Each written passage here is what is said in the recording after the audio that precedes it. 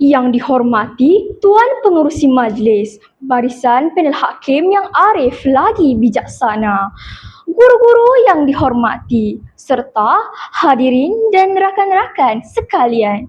Assalamualaikum warahmatullahi wabarakatuh dan salam sejahtera.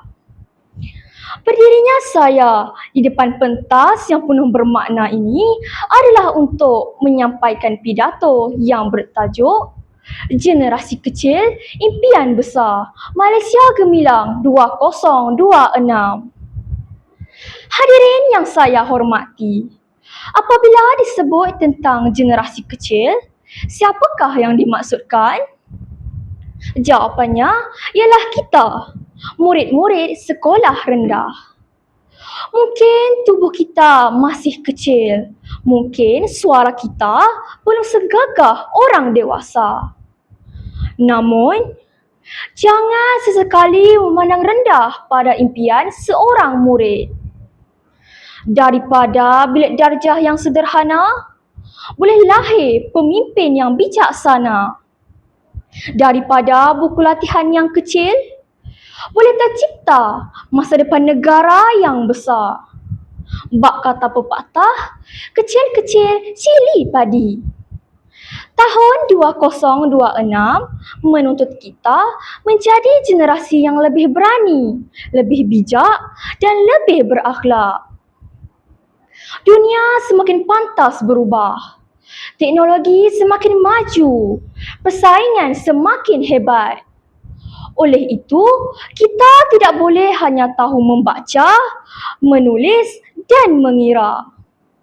Kita mesti berani bertanya, bijak berfikir, pandai bekerjasama dan sentiasa menjaga adab.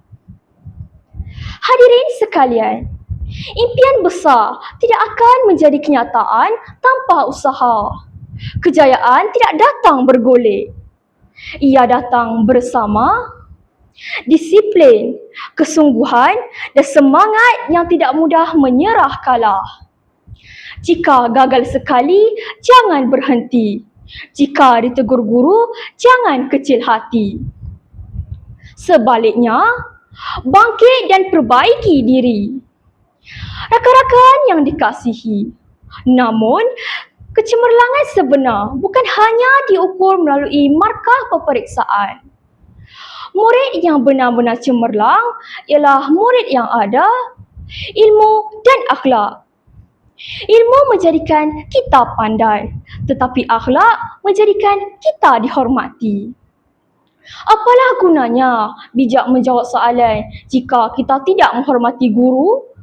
Apalah gunanya mendapat nombor 1 jika kita suka mengejek rakan? Dalam menuju Malaysia Gemilang, kita juga mesti bijak menggunakan teknologi. Telefon pintar, komputer, internet, semuanya boleh menjadi jambatan ilmu. Namun, jika disalahguna, ia boleh menjadi pencuri masa. Jangan biarkan permainan video dan media sosial merampas masa depan kita. Rakan-rakan sekalian, sebagai generasi kecil, kita mesti berani bermimpi besar. Mungkin hari ini kita hanya seorang murid, tetapi esok kita boleh menjadi doktor, guru, jurutera, malah pemimpin negara. Semua kejayaan besar bermula daripada impian kecil dan semangat yang tidak pernah berhenti. Rakan-rakan sekalian, kita juga mesti saling menyokong antara satu sama lain.